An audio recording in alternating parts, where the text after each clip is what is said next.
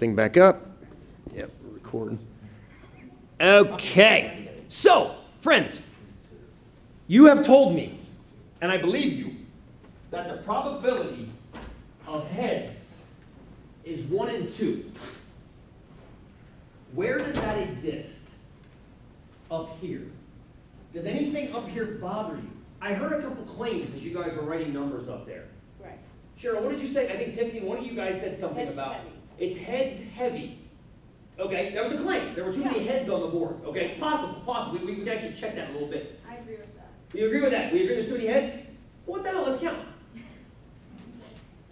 1, 2, 3, 4, 5, 6, 7, 8, 9, 10, 11, 12, 13, 14, 15, 16, 17, 18, 19, 20, 21, 22, 23. Oh, I love this.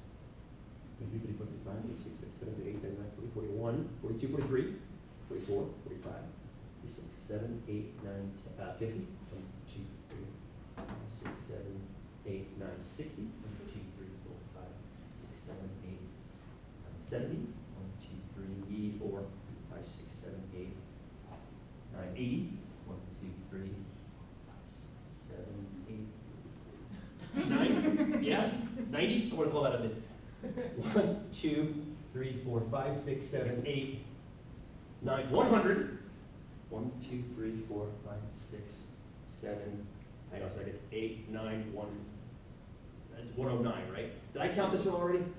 Yeah. I did, okay. 109, 110. Wow, 1, 2, 3, 4, 5, 6, 7, 8, 9, 120. 1, 2, 3, 4, 5, 6, 7, 8, 9, 130, right?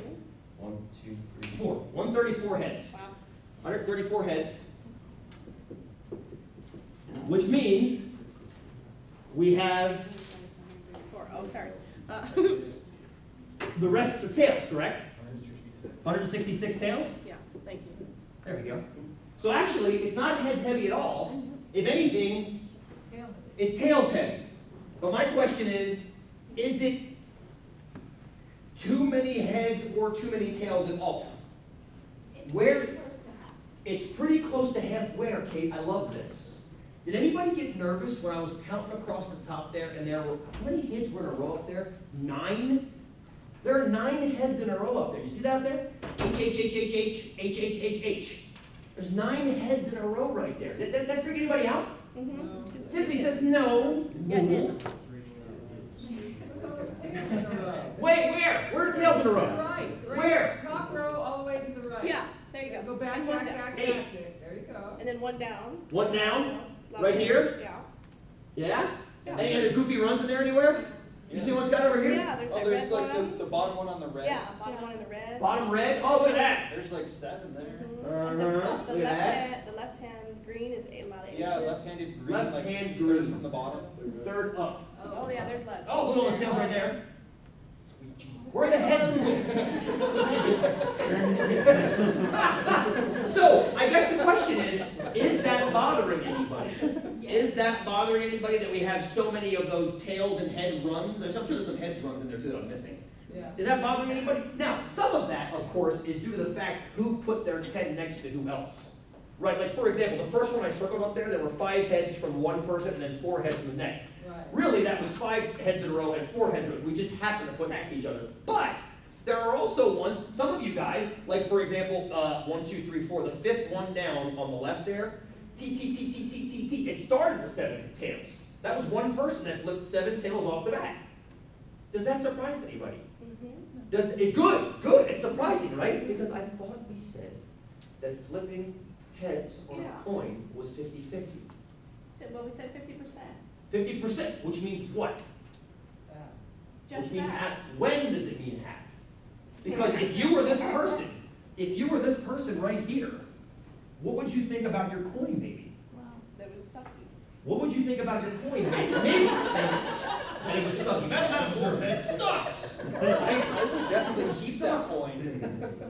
Head or tail. Maybe, potentially, everybody flipped it slightly different ways. Maybe this person was more predisposed to flipping tails. Possibly. Although I did read a paper recently. There was a paper put about 6 months ago that some guys, it wasn't MIT, Harvard, I forget where, made a coin flipper, a machine that flipped coins that would actually make a coin come up heads, a fair coin come up heads more often than tails. But the conclusion of the paper said, no matter how you flip it, as long as you did it in the air spinning, it's irrelevant how you flipped it.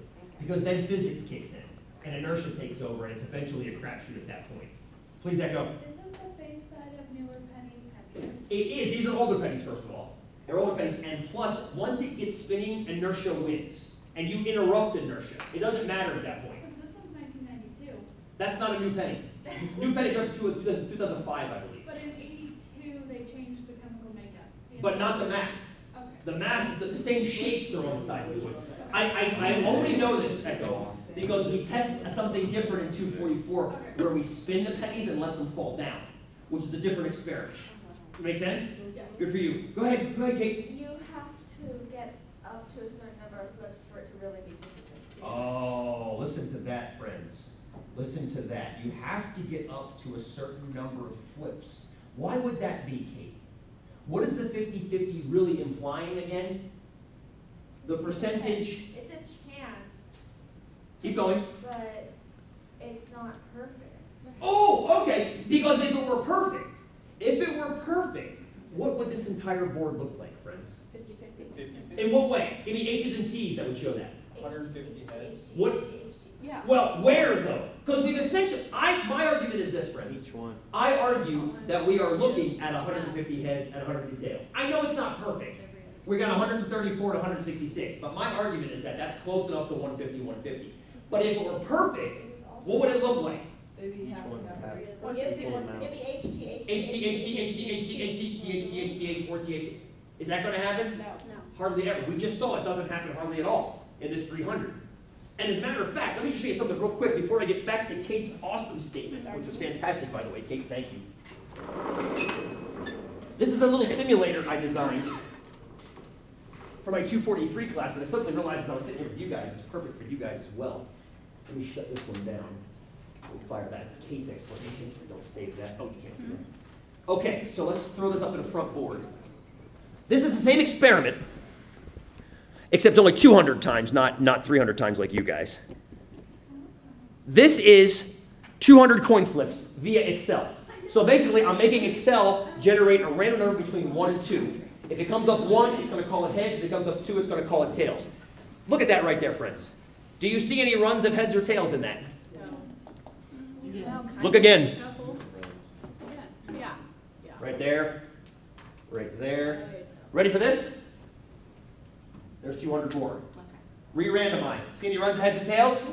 Yes? Re-randomize again. See any runs of heads and tails? What are you never seeing every time I press this? Head, tail, head, You're not going heads, tails, heads, tails, heads, tails, tails, heads. You're getting these clumps. You're getting these clumps of heads and tails. So if you're getting clumps of heads and tails, where's the 50-50? Scott, go ahead. Well, is that because of the information that was put in? And it just randomly creates that? Or Mhm. can you tweak that in the beginning? No, you can't. I'm not. You probably can tweak it, but I'm not tweaking it. How many of you guys have ever used or owned an Apple iPod? This actually happened about 5 years ago. Apple started getting complaints from their users of the iPod Shuffle that said, "I'm hearing." Let's say, for example, you got Justin Bieber, schmuck, and you got Dave Matthews on your iPod, and you got somebody else, Justin Bieber, Dave Matthews, and somebody else. Give me somebody else. Yeah, Van Halen, Pink, Van Halen, Justin Bieber, and Dave Matthews. And you start it up, and Bieber comes on, and you shuffle, and Bieber comes up again. And you shuffle, and Bieber comes up again. And you shuffle, and you get Dave Matthews. And you shuffle, and you get Bieber. And you shuffle, you get Van Halen. You shuffle, you get Van Halen. Shuffle, you get Pink. You shuffle, you get Bieber. You shuffle, you get Van Halen. You shuffle, you get Bieber. You shuffle, you get Bieber. Excuse me, I'm getting too much Justin Bieber, which goes without saying. But, goes without saying. But, what this proves, Scott, is that randomness clumps like that. Randomness clumps like that. If you have 4 songs, 1 Van Halen, 1 Justin Bieber, 1 Pink, and 1 Dave Matthews, you should see each of those songs pop up how often? 1 in 4. 1 in 4 when? Should we go Van Halen, Justin Bieber, Dave Matthews, Pink, Van Halen, Justin Bieber, Dave Matthews, Pink? When does that 1 in 4 come up? Every 4 songs? Every 4 songs, add 2 words to that, and I agree with you. Maybe. every 4 songs, Kate said it earlier, every 4 songs, what did you say earlier, Kate? You said something very, very profound back there. After a certain number. Over time, it's going to average out to hearing 25% Van Halen, 25% Pink, 25% Justin Bieber, and 25% whoever else I said. Pink? Dave Matthews, thank you. But that does not guarantee that every 4 songs you hear one of each in a row. We're seeing that right here. If we saw that right here, we'd say, oh, that means every time I flip a bunch of coins, I'm going to go heads, tails, heads, tails, heads, tails. Oh, but look, that didn't happen here. It did happen right there. It happened right there. It happened right there. It didn't happen right there. You see what I'm getting at? But here is what, hold that thought, Kurt, hold that thought. Here is what you don't see. This is the overall proportion of heads and tails in the entire 200 block. Look at those numbers right there, friends. What do you notice about those numbers? They're very similar, which means no matter how many times I ran, I know it's a little hard to look at, Kelly. Look at it! Look at it! Look at it! Okay, we're slower. What are you seeing about those numbers, friends? They're staying close. They're saying close to 50-50. No matter how clumpy these are up here, these guys are staying very close to 50-50.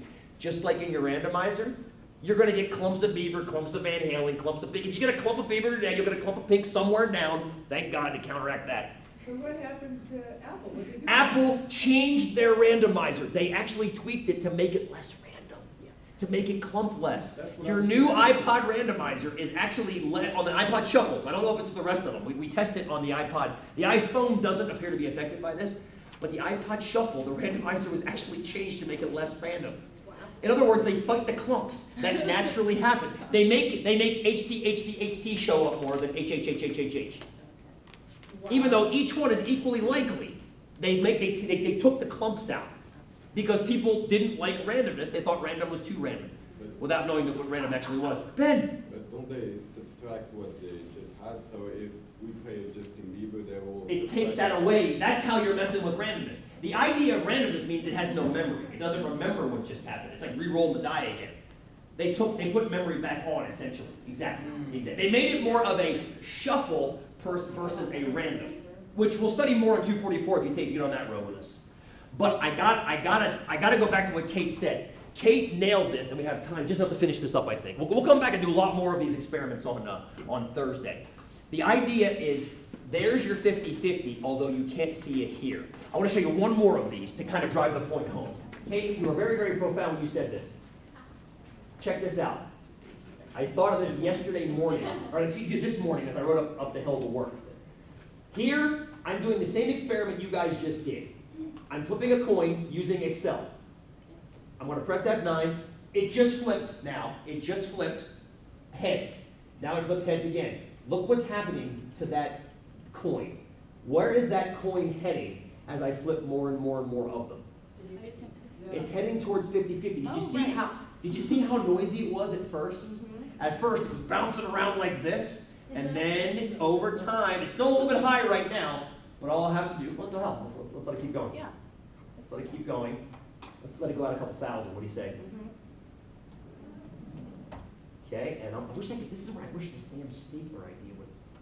You would think they would by now have some code or something. They do, I just don't know it. Yeah. It's called VBA. Never learned the damn thing in college. Right there. Oh, Okay. Right there. What I want to do is I want to talk about what this definition of probability is. Look at the, oh, holy crap, it's there already. Look at it. Look at it, 0.49, 0.51. Notice it's flipping back and forth a little bit because it's not perfect. There it is, between Good, now it might pop off again, but what the idea is, it's asymptotically getting into that 0.5, 0.5. So what I want you to compare and contrast, I'm going to slide this up real quick, let it keep doing its thing. This awesome definition right here is what's commonly called the classical definition of probability, the classical definition, which means you actually list out your sample space and your event space, and you calculate the, oh, it's off the screen, isn't it? Oh, well, we're going. Hang on a second. I'll bring it back, Just stop real quick, make the axis bigger, format axis, go out to like 10,000. Oh, that's 100,000. There we go. Ooh, goodness, that's hard to look at. Let's increment it by 1,000. By the way, this graphical stuff you're seeing right now, your very last project in this class actually gets you into Excel and has you messing with graphs. So you can play with it later on in the class. So you can actually create things like this. It's kind of fun, kind of a fun tool. However, the classical definition only works when you're dealing with things that are kind of predictable, like dice and coins and cards. What we're doing right here and what you guys did over there on the sideboard is not classical. It's called experimental or empirical. And that is my personal favorite because this is the way mathematics is heading. The empirical or experimental, let's go with empirical.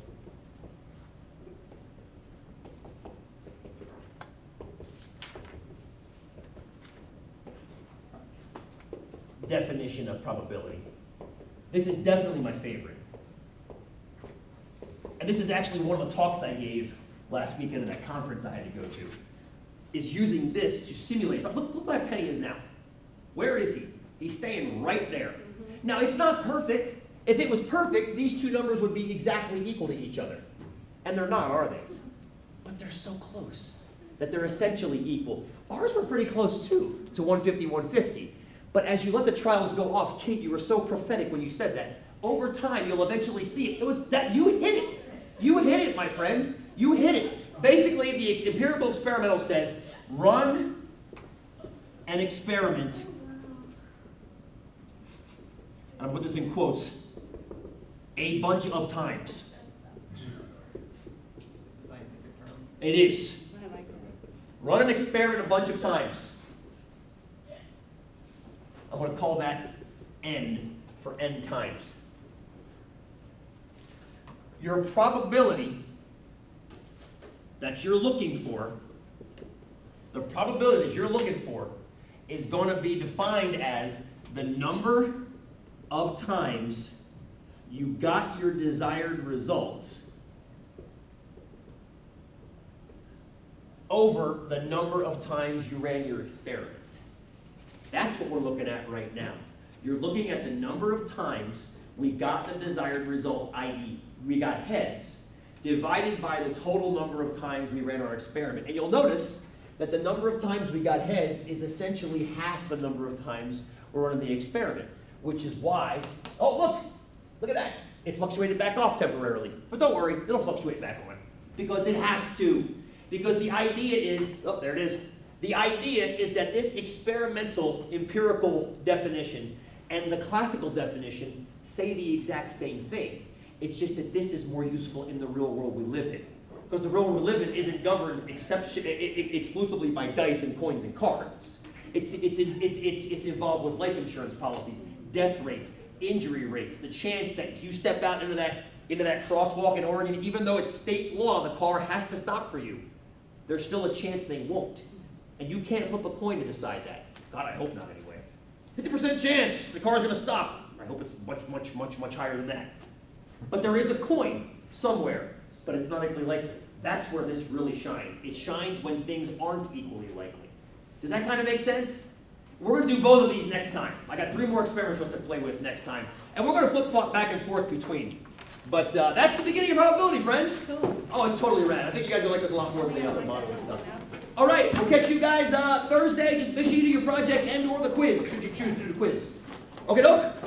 Rock on, friends. Have a good day. Thank you, Kate. That overtime. That was wonderful.